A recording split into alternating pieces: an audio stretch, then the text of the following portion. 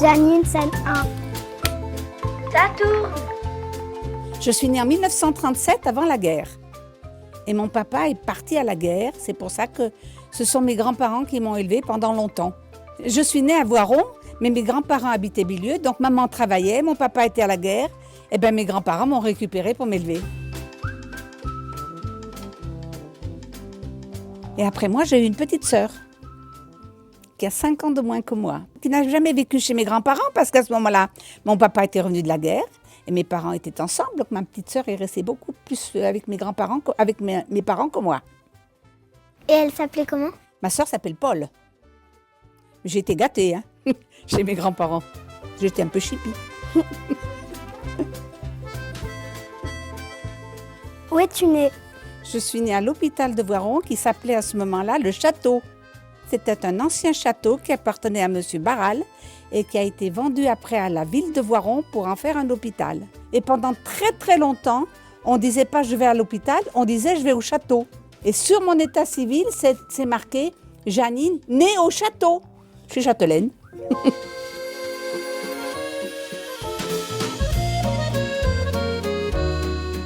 Tu as un souvenir de guerre?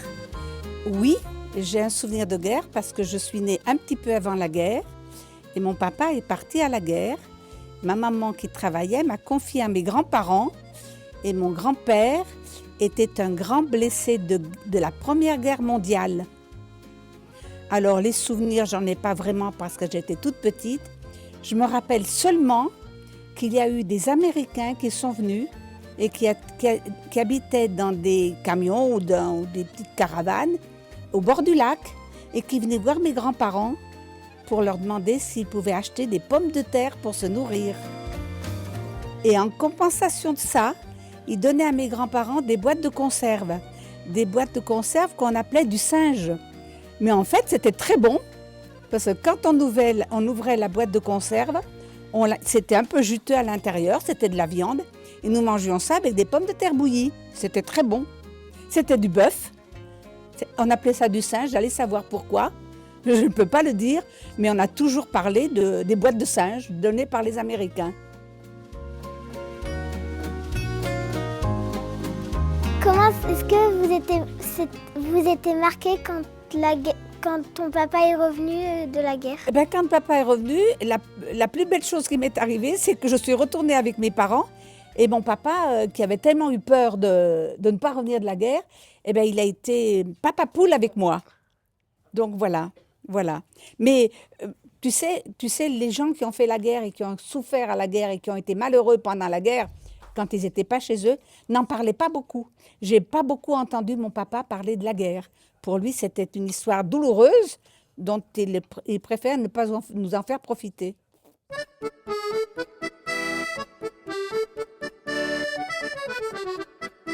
La maison où j'habite est une ancienne école. Alors, que je vous dise qu'à cette époque-là, il y avait la maison que mon arrière-grand-père a rachetée était l'école de garçons. Et l'école de filles était un peu plus haut. Alors, pourquoi les garçons et les filles étaient séparés? Parce qu'à ce moment-là, le curé du village avait autant de pouvoir que le maire. Et il fallait surtout que les garçons et les filles ne soient pas ensemble. Pourquoi les garçons et les filles étaient séparés? Mais parce que monsieur le curé ne voulait pas. Ils avaient peur qu'ils soient un peu coquins entre eux, peut-être, je ne sais pas. Mais c'était comme ça depuis très très longtemps. Parce que ma maman qui a été à l'école ici, eh bien c'est pareil, elle n'était pas dans la même école que les garçons. Ça fait drôle, hein? Imagine-toi maintenant quand on te sépare de tes copains à l'école. Tu serais contente? Non. Non, ben voilà. Est-ce que les maths existaient? Alors, on ne disait pas les maths. Oui, ça existait. On disait le calcul. Puis, on faisait beaucoup de calcul mental. Maintenant, vous avez vos petites calculettes. Ça mène à rien. Nous, on faisait du calcul mental. C'est-à-dire qu'on n'avait même pas le droit d'écrire. On te donnait un chiffre et on me disait, ça fait combien? Avant, il y en avait dans la tête. Ah, il y en avait dans la tête, bien sûr. Peut-être même un peu plus que maintenant, parce qu'on n'avait pas tous ces outils à notre disposition. Janine, scène 11. Est-ce qu'il y avait des cours de dessin? Des cours de dessin, quand j'étais à l'école primaire, oui. Et j'aimais bien ça. Je pense que je me débrouillais pas trop mal. Moi aussi. Toi aussi? Ben tu vois, on a les mêmes goûts.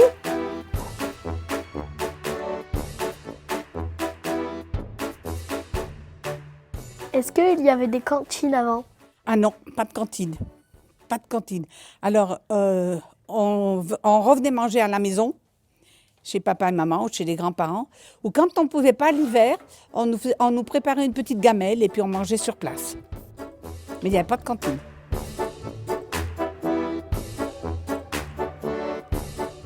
Est-ce que vos stylos, ils se gommaient? Oh là là, j'avais pas de stylo. Mon Dieu, non. J'avais un crayon papier, tout simplement. Et à l'école, quand j'étais plus grande et que j'étais à l'école à Voiron, on avait, tu vois, les bureaux comme ça. Dans le bureau, dans un coin, il y avait un trou avec un encrier. Et on écrivait à la plume en trempant la plume dans l'encrier. J'ai connu ça. Et on faisait des pâtés, hein. Quelquefois ça coulait l'encre. Et quand on en faisait trop, on se faisait gronder par la maîtresse. Hein. Est-ce que les tableaux, ils étaient noirs ou blancs? Un noir. Et on avait de la craie blanche. Est-ce qu'ils étaient sévères, tes parents? Mes parents n'étaient pas sévères, mais il y avait des règles de conduite qu'il fallait respecter. Hein. Il fallait se tenir bien à table, il ne fallait pas répondre, il ne fallait pas employer de gros mots, et il fallait surtout être respectueux avec les grandes personnes. C'est-à-dire quand tu rencontrais quelqu'un, eh ben, tu ne passais pas à côté comme un inconnu, tu disais bonjour. Okay. Maintenant, on s'en moque un petit peu de tout ça. Hein, hein, tu ne crois pas? Oui, bon. Je suis d'accord avec toi. On s'en moque un petit peu. Mais on n'était pas malheureux pour autant, hein? Hein? Est-ce qu'il y avait des WC à l'école? Des quoi? Des toilettes. Des toilettes? Ah ben non, malheureux. Il fallait se débrouiller. Pour faire pipi, on avait une cabane au fond du jardin, hein, et on allait faire pipi dans la cabane. Dans la cabane, il y avait un seau, un grand tonneau, et on faisait pipi là. C'était pas pratique. Hein. Alors quand l'été, ça va, mais quand il pleut ou qu'il fait froid, aller faire pipi dehors, c'était pas drôle. Hein. Et pourtant, on est bien obligé de faire pipi. Hein? Comment tu ferais toi maintenant si tu n'avais pas de toilette dans ta maison? Tu t'imagines aller faire pipi au bout du jardin? Pas vraiment, hein?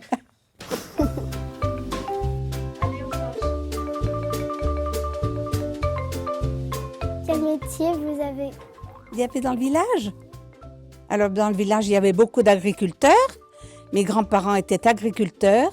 Mais il y avait aussi un métier que j'ai beaucoup aimé parce que c'était pas loin de chez mes grands-parents et j'allais le voir travailler avec plaisir. C'était un sabotier qui n'existe plus, mais ce métier n'existe plus maintenant. Mais il habitait à côté de l'église et il avait un petit atelier et il fabriquait des sabots. Alors pour les grandes personnes, pour les enfants, et c'était, ma foi, à l'époque, c'était joli. Mais il y avait aussi à Bilieu une usine de tissage qui est actuellement la salle des fêtes, voilà exactement. Et ici, il y avait des métiers à tisser. Ma grand-mère était tisseuse et travaillait beaucoup pour les soyeux, les canuts de Lyon. Ma grand-mère faisait de très beaux tissus avec des métiers, ce n'étaient pas des métiers électriques, hein. C'était des métiers qu'il fallait bouger comme ça pour faire passer la canette avec les fils. Alors ma grand-mère était à l'usine, au tissage. On ne disait pas le tissage, on disait la fabrique. Mon grand-père était au champ. Et la sœur aînée de mon grand-père, qui vivait avec eux, a eu le rôle de nounou, hein, parce qu'elle a élevé ma maman et tous les frères et sœurs de ma maman. Et puis il y avait ce qu'on appelle le bistrot. Alors dans la commune de Bilieu, il y avait un nombre impressionnant de bistrots. Rien qu'à côté de l'église, il y en avait déjà 2. Il y en avait au moins 3 au centre du village. Et il y en avait loin, un peu plus loin, qu'on appelle le quartier, qu'on appelle le David, je crois. Et c'était le dimanche matin, c'était même pas la peine de se pointer à la porte, hein, c'était plein. Janine, c'est une 7. C'est quoi comme métier comment ça s'appelle? Sourcier. Les sourciers, oui. Alors le sourcier, le frère de mon grand-père était sourcier. Un sourcier, c'est un monsieur qui essaie de découvrir dans la terre les sources. Et ils ont des baguettes. Et ils se promènent en tenant leurs baguettes. Et à un certain moment, quand il y a de l'eau dans le sol, les baguettes, elles se croisent comme ça. Est-ce que c'est une attraction de l'eau? Je ne sais pas. Mais ce qu'il y a de sûr, c'est que l'eau que j'ai dans ma maison au bassin, c'est mon grand-oncle qui l'a découverte avec une source qui se trouve vers le terrain de foot de Bélieu. Tu le connais, le terrain de foot? Oui. Eh bien, à côté du terrain de foot, un petit peu derrière, il y a une source qui a été découverte par le frère de mon grand-père qui était sourcier. D'accord. Parce que comme ils avaient des vaches, eh ben, ils avaient fait un abreuvoir pour que les vaches puissent venir boire tranquillement. Et ce métier-là, ça fait partie de l'agriculture ou... Oh, c'était pas partie de l'agriculture, mais enfin, le frère de mon grand-père qui vivait avec nous était aussi agriculteur. Comment ils travaillaient les paysans? Alors, les paysans, ils avaient des charrues pour travailler la terre. C'était pas des tracteurs comme maintenant, hein. C'était des charrues. Il y avait un socle sur le côté, hein, qui faisait des tranchées dans la terre. Et la charrue était tirée par des chevaux ou par des bœufs. Ah, c'était moins moderne que maintenant, hein. À la télé, sur Koh-Lanta, j'ai vu ça. Tu as vu ça à la télé? Oui, c'est fort possible. Les outils des agriculteurs, ils étaient comment? Ah ben, ils avaient des faux pour couper l'herbe. Ils avaient des faux pour couper le blé, parce qu'il n'y avait pas de moissonneuse-batteuse à l'époque, comme maintenant. On coupait le blé, et quand les moissons étaient finies, il y avait une batteuse qui venait, qui s'installait devant la maison, et on passait les gerbes de blé dans cet appareil, dans cette batteuse, pour ressortir les grains de blé. D'accord. Est-ce que tu t'imagines vivre comme ça, toi, maintenant? Est-ce que tu penses que ça serait possible? Ouais. Oui, tu penses vraiment? Tu te vois derrière la charrue, tenir la charrue et tirer par les bœufs? Ça paraît compliqué, hein? Alors, mes grands-parents, ils allaient au moulin, qui était le moulin qui s'appelait Martin, qui est maintenant le moulin Rose, hein, quand on descend, qui est tenu par monsieur Allégret Pilot. Et on portait alors on mettait les sacs de blé sur des chars et on allait porter le blé et on récupérait la farine pour faire le pain, parce qu'à ce moment-là, le pain, on ne le prenait pas chez le boulanger, hein. Chez moi, on pétrissait le pain dans un pétrin et on cuisait le pain dans un feu à bois, chez mes grands-parents. C'était drôlement bon. Et il durait longtemps, il ne devenait pas dur. Et quand le four, quand on avait fini de cuire le pain, on mettait à la place le gratin de pommes de terre qui cuisait dans le four à pain. Et on faisait ce qu'on appelle la potringue. La potringue, c'était à la saison des prunes, on mettait des prunes dans un plat de terre, on mettait du vin sur les prunes, un peu de sucre, et on mettait cuire dans le four à bois, dans le four à pain. Ah oui, bien sûr. Le vrai gratin dauphinois, sans fromage, hein. Janine, c'est N3. Et votre métier? Mon métier, j'étais professeur.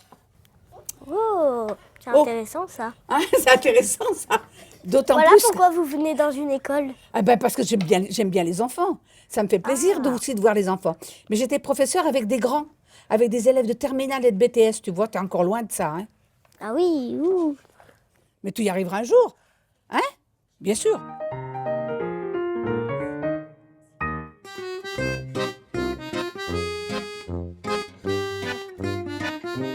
Alors, les paysans, ils allaient à la messe le dimanche matin, souvent.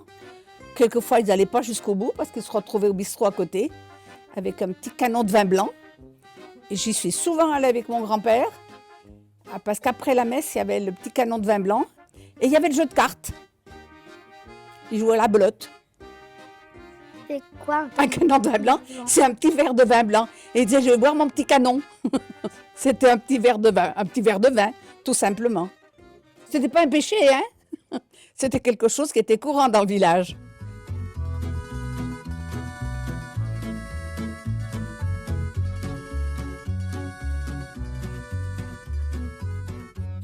Et Est-ce que Noël, vous le passez comme maintenant? Oui, on faisait des Noëls en famille, mais c'était pas du tout la même envergure que maintenant. C'était beaucoup plus restreint, beaucoup plus familial. Est-ce qu'à Noël, tu avais beaucoup de jouets? Non, j'avais pas beaucoup de jouets, mais j'en avais quand même. Hein. Je me rappelle qu'une année, j'ai eu un petit lit bleu, hein, et dedans j'avais un bébé, un baigneur. On disait un baigneur. Et j'étais fière, hein, je peux te le dire. Est-ce que vous fêtiez les anniversaires comme aujourd'hui? On fêtait les anniversaires, mais pas comme aujourd'hui. C'était beaucoup moins important. Hein. Moi, je me rappelle pas, quand j'étais petite fille, avoir fait des grands goûters d'anniversaire avec mes copains et mes copines. Hein. Ça, c'était en milieu restreint, en famille. C'était quoi tes cadeaux d'anniversaire? Ouh là là là là, tu m'en poses des questions, je me rappelle pas trop. Hein. C'était souvent un vêtement. C'était rarement un jouet, parce que c'était pas dans notre mode de vie. Mais ma maman faisait un gâteau. On plantait des bougies dessus le gâteau. T'as beaucoup de cadeaux, toi? Oui, Oui, ça va. ça va. Janine, scène 4.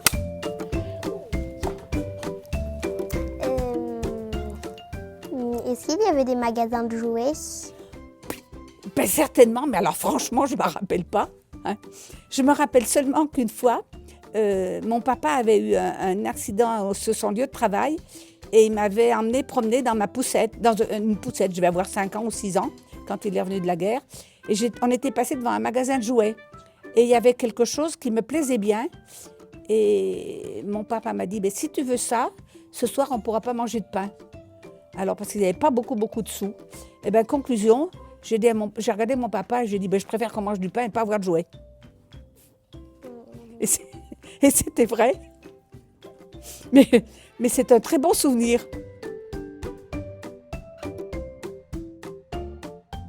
Est-ce que tu te baignais dans le lac? Ah, sûrement pas. C'était interdit. C'était interdit. Le lac, c'était un plan d'eau qu'on regardait, mais on n'avait surtout pas le droit de s'y baigner. Est-ce que tu vas te baigner au lac? Oui, mais pas loin. Pas loin, mais tu vas quand même dans l'eau. Mm. Tandis que moi, quand j'étais petite, je n'avais pas le droit. Hein? Je n'avais pas le droit d'aller au lac, j'allais au bord du lac, mais je n'avais pas le droit d'aller dans l'eau parce que les gens qui étaient autour de moi ne savaient pas nager. Et s'il m'arrivait un accident, personne n'était là pour me repêcher. Et puis ça ne se faisait pas. Hein? Alors, je vais vous raconter une histoire qui est assez comique.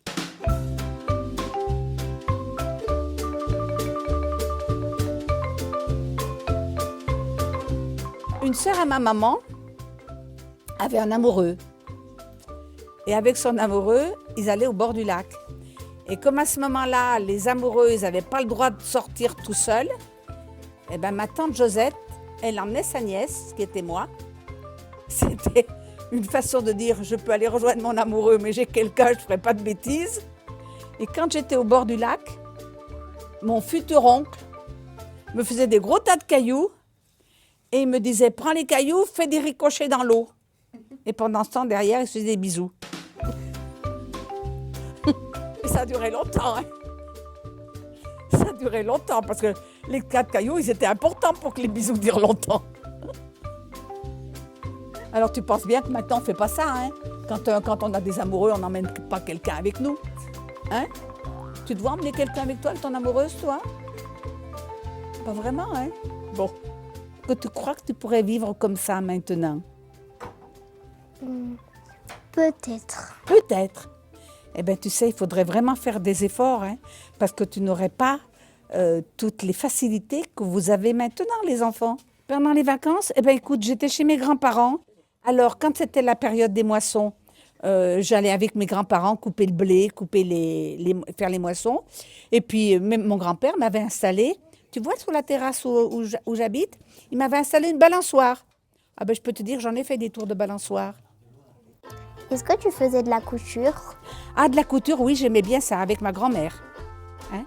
D'ailleurs, je vais te dire que cette passion m'est un petit peu restée, parce que quand j'étais un peu plus grande, eh ben, mon papa m'avait dit, j'étais un petit peu coquette, et mon papa m'avait dit, je veux bien que tu aies des robes, mais je t'achète le tissu et tu te couds ta robe.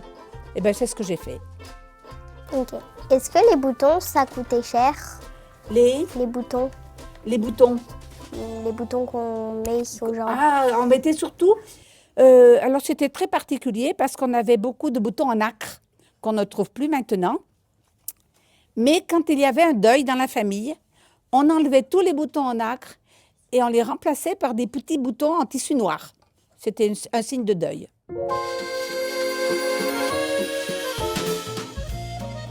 Quels vêtements mettez-vous? Eh bien, j'avais une robe toute simple, mais on portait toujours un tablier ou une blouse. Tout à l'heure, je vous ai parlé des sabots. Eh bien, quand j'étais petite, je portais des sabots. Et quand on allait à la messe le dimanche, on mettait une belle tenue et on disait, souvent j'entendais ma grand-mère qui me disait « Va te changer, on va à la messe ». Et quand je revenais de la messe, elle me disait « Déchange-toi, remets tes vêtements ». Parce qu'il fallait, les vêtements du dimanche, ils étaient beaux, il ne fallait pas les abîmer et il ne fallait surtout pas les salir. Est-ce que les voitures existaient avant? Ah non, quand j'étais là, il n'y avait pas de voiture, pas du tout.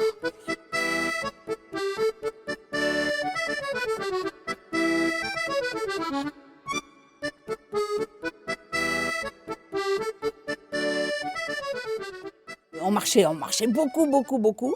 Quand on voulait aller au centre du village, on y allait à pied. Quand on voulait aller dans l'épicerie qui était au bout, on y allait à pied. Quand on voulait aller au bord du lac, on y allait à pied.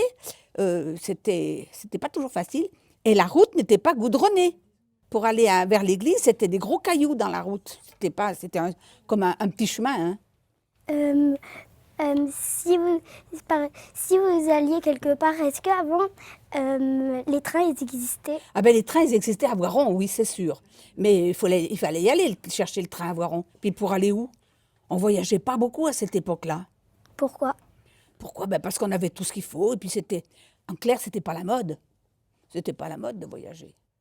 Tu sais, les voyages sont arrivés quand on a eu plus de possibilités pour vivre.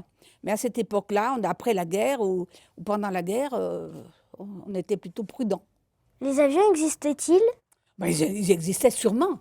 Ça nous effleurait même pas l'esprit qu'on pouvait un jour prendre l'avion. Est-ce que payez-vous avec des francs? Oui, on payait avec des anciens francs à l'époque. Mais tu sais, en fait, on n'avait pas beaucoup besoin d'argent parce qu'on faisait ce qu'on appelle le troc. On échangeait. Je te donne des pommes de terre et tu me donnes un morceau de viande. Ou je te donne du lait et tu me donnes du beurre. Alors, les sous, on en avait besoin, c'est sûr. Mais ce n'était pas notre occupation principale. Ce qu'on prisait avant tout, c'était avoir ce qu'il fallait pour pouvoir échanger et faire du troc.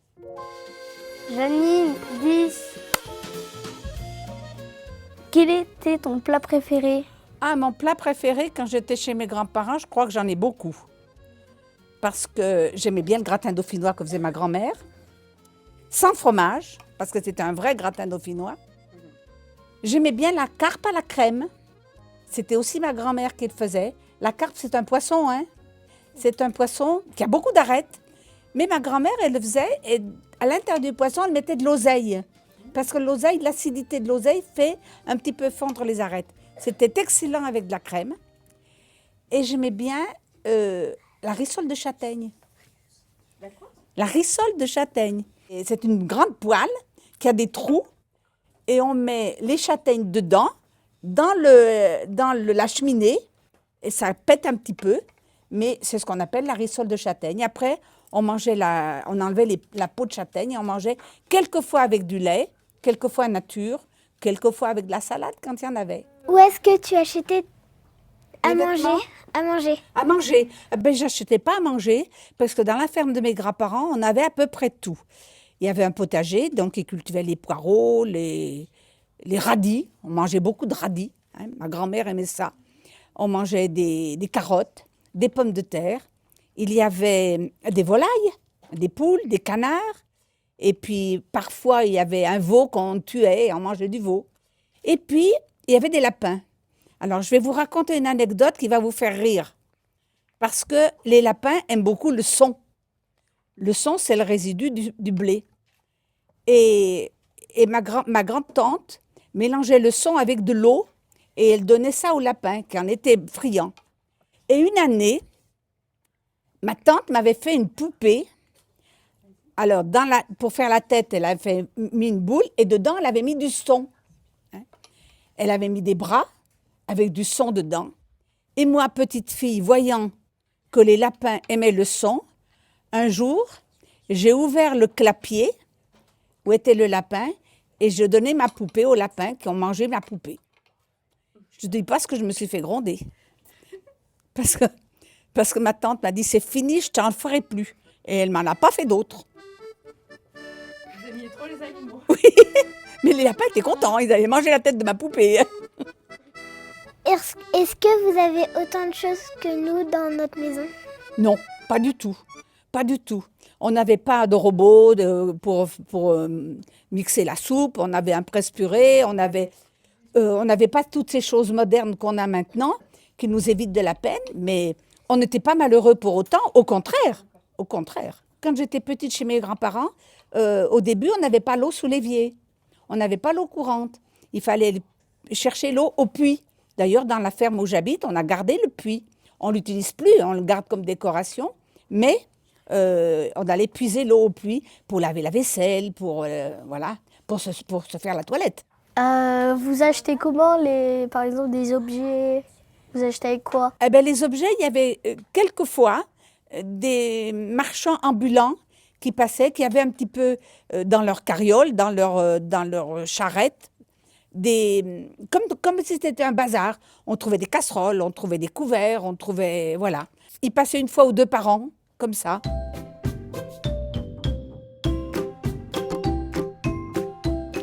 Est-ce que vous avez des déchets avant? Des déchets, alors oui, certainement. Mais les déchets végétaux, on les donnait aux poules. Parce que les poules, ça mange tout. Les déchets de pommes de terre, hein, les épluchures de pommes de terre, on les faisait cuire dans des grandes lessiveuses, dans des grandes chaudières, et on le donnait à manger aux cochons. En fait, on n'avait pas beaucoup de déchets, parce que des boîtes de conserve, on n'en utilisait pas beaucoup, puisqu'on avait tout à portée de la main frais. Alors et quand il y avait des déchets dont on ne pouvait pas se défaire avec les animaux autrement, on faisait des trous dans la terre et on les mettait dans la terre. On les ensevelissait.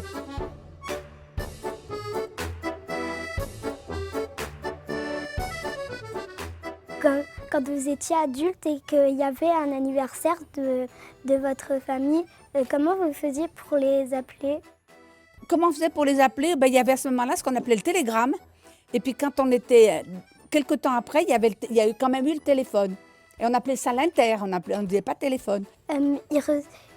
Ils ressemblaient comment les télégrammes avant? Les télégrammes, on allait dans une cabine téléphonique. Ce matin, M. Chevalet en a parlé. D'ailleurs, c'était la maman de M. Chevalet, de Christian, qui tenait cette cabine. Et puis, on disait ce qu'on voulait mettre sur le télégramme. Par exemple, bon anniversaire ou joyeuse fête, ou ta tante vient d'avoir un petit bébé. On écrivait tout ça. Ça se transmettait sur un petit papier et ça arrivait, je ne sais pas comment, par la voie des ondes, à destination. Et c'était un monsieur ou une dame qui prenait ce papier où était écrit le message et qui le portait à domicile. Je me rappelle quand j'étais chez ma maman, quand j'étais un peu plus grande, mon grand-père avait eu un grave accident avec un cheval qui lui avait donné un coup de pied. Et on croyait que mon grand-père allait mourir. Et il fallait prévenir sa fille, dont ma maman, qui habite Tévoiron, et ma maman avait reçu un télégramme. Est-ce que avant vous amenez des lettres pour, par exemple, si vous étiez malade et que vous ne pouvez pas venir à un anniversaire? Oui, il y avait du courrier postal, mais ça mettait beaucoup plus de temps que maintenant pour arriver à destination. Il ne fallait pas dire ça, dans 2 jours, je vais avoir ma lettre. Il fallait facilement compter une semaine. Est-ce que vous alliez au cinéma? Oh non, oh surtout pas. Ça n'existait pas le cinéma à ce moment-là. Il y en avait certainement à Voiron, mais dans les petits villages de campagne, on ne savait même pas ce que c'était. Hein. Ah.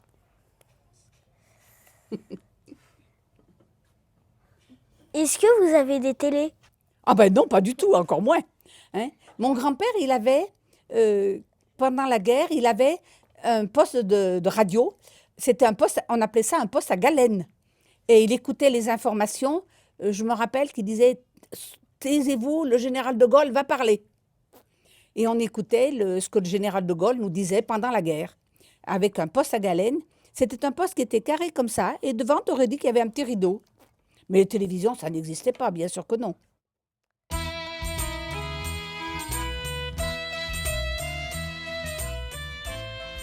Janine, scène 5. Le village de Bilieu était comment? Alors, le village de Bilieu, il a beaucoup changé du côté de l'urbanisme, c'est-à-dire qu'il y a beaucoup de maisons. Avant, c'était un village qui était très rural, où il y avait beaucoup de prés à vaches. Il y avait des troupeaux de vaches de partout.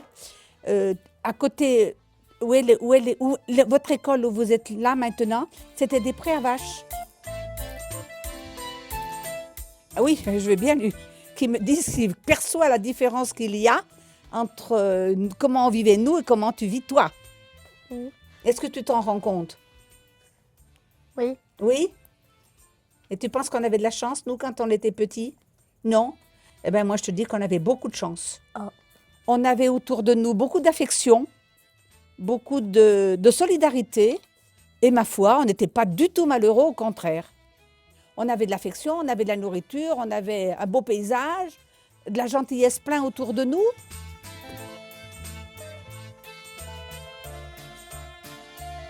Janine, scène 6.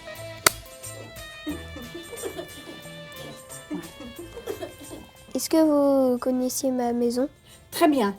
Je vais te raconter l'histoire de ta maison. Mes grands-parents, tu sais où j'habite, c'était une ferme. Et la maison où tu habites, c'était la cure du village. Hein? Tu le sais, ça?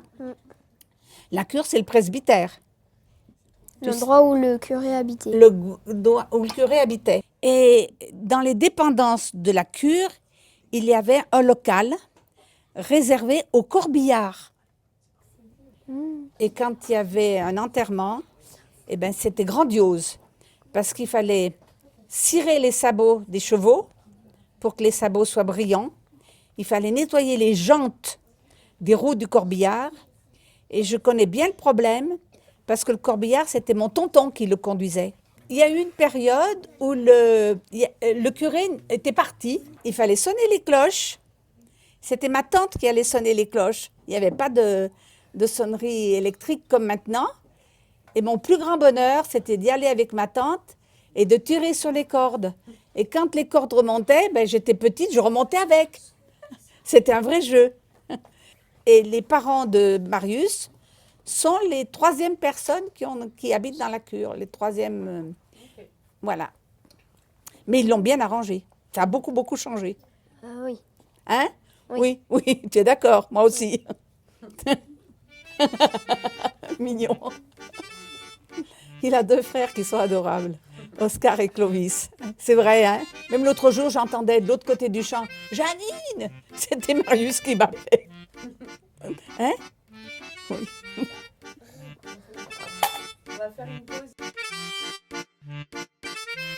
Mais je voudrais quand même vous parler de quelque chose qui m'a beaucoup marqué et que j'ai beaucoup apprécié, c'est la mondée. Est-ce que vous savez ce que c'est que la mondée? Non. Non. Eh bien, il y avait dans le village beaucoup de noyers pour ramasser des noix. Et il fallait les casser parce qu'avec les cerneaux de noix, on faisait de l'huile. Mais pour les casser, ça prenait beaucoup de temps. Et on faisait des veillées qu'on appelait, la veillée s'appelait la mondée. Alors chacun à son tour, dans les maisons du village, on se réunissait, on cassait les noix pour ramasser les cerneaux. Et on faisait ça le soir, après le repas, entre 8 heures, quelquefois ça se terminait un peu tard, parce qu'après la mondée, on avait une petite récréation. On buvait des vins chauds. Hein? Les enfants, ils buvaient du vin? Non, bien sûr que non. Bien sûr que non. Hein? Les enfants, ils avaient une limonade. Ils avaient droit à la limonade. Mais les adultes buvaient du vin chaud et on chantait. Et j'avais un cousin qui jouait de l'accordéon. Alors, quelquefois, on dansait un petit peu. Hein? Et quand j'étais petite, mon cousin, il me mettait sur ses genoux pour jouer de l'accordéon. Et ma punition, c'était si je n'avais pas été sage dans la journée, je n'avais pas droit aux genoux du cousin.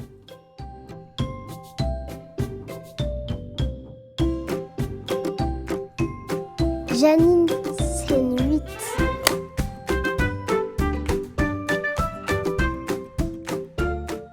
Est-ce que vous allez souvent chez le docteur? Non, on n'allait pas souvent chez le docteur. Alors, je vais te raconter quelque chose qui est un petit peu surprenant et je peux te dire que c'est vrai parce que ça m'est arrivé. Quand j'étais petite chez mes grands-parents, une fois je suis tombée et je me suis bien abîmé l'épaule. De ce côté, j'avais cassé mon épaule. Mais c'était loin, voirons. Et il y avait dans le village une dame qu'on appelait la rebouteuse, qui s'appelait Rosalie. Et on disait, ah, t'as mal à l'épaule, eh bien, on va aller voir la Rosalie. Et la Rosalie, c'était une dame qui avait des pouvoirs de remettre les choses en place. Alors, elle me massait, et puis évidemment, ça me faisait mal. Elle mettait de l'eau de vie dans sa main, de l'eau de vie qu'on fabriquait ici. Elle frottait ses mains pour se chauffer les mains, et après, elle me massait. Eh bien, je n'ai jamais eu besoin d'aller chez le médecin pour me faire réparer mon épaule, et je n'ai jamais eu de traces après. On disait, « Oh, je me suis fait mal, je me suis fait une entorse. On va chez la Rosalie. » Elle habitait au Grand Milieu.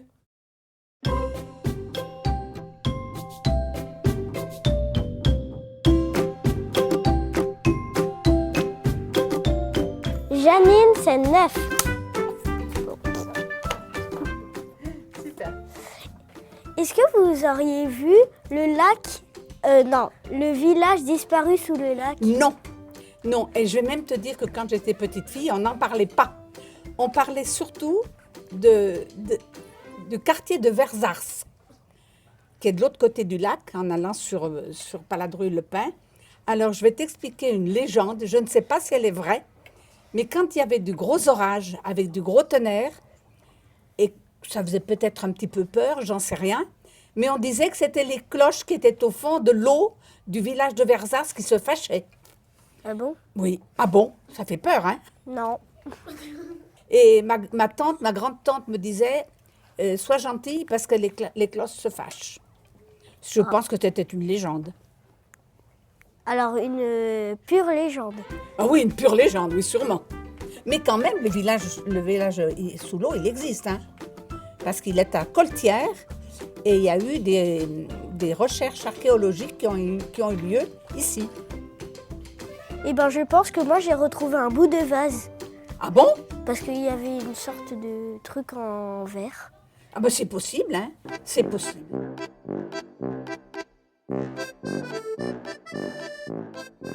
Est-ce qu'avant, la France s'appelait la Gaule? Oh là là, oui, ça c'est vrai. Mais il y a très très très longtemps en arrière, j'ai jamais entendu dire ça autour de moi. Moi, j'ai lu ça dans un livre. Oui, mais c'est vrai. Ce que tu dis, c'est vrai. Mais c'est il y a longtemps qu'on parle plus de la Gaule pour parler de la France. Hein. Ah. Est-ce que l'or existait? L'or? L'or, le bijou en or? Non, juste l'or. Ben bien sûr, ça a toujours existé l'or. C'est un métal précieux qui représentait une fortune pour les gens qui en avaient. Ah! Pourquoi êtes-vous venu à l'école pour nous poser des questions? Oh là là là là là là, voilà une grande question. Alors d'abord parce que j'aime beaucoup les enfants, déjà, et que je suis contente d'être là, parce que c'est une école qui est moderne, que je ne connaissais pas, et c'est toujours agréable de découvrir quelque chose quand on a été petite fille dans le village et qu'on n'a pas connu ça. Ah! Quel vœu avez-vous pour l'avenir? Oh là là là là là là! Alors pour l'avenir, qu'est-ce que je vais pouvoir te dire? D'abord, je voudrais que tous les gens soient heureux. Déjà, je voudrais qu'il n'y ait plus de guerre dans le monde. Et puis, je voudrais que les enfants qui sont avec moi ou jouent avec nous aujourd'hui grandissent dans la paix et arrivent à se faire un beau métier pour vivre heureux, pour vivre bien. T'es content? Ça t'ira? Oui. Bon. Merci Janine. Merci à vous.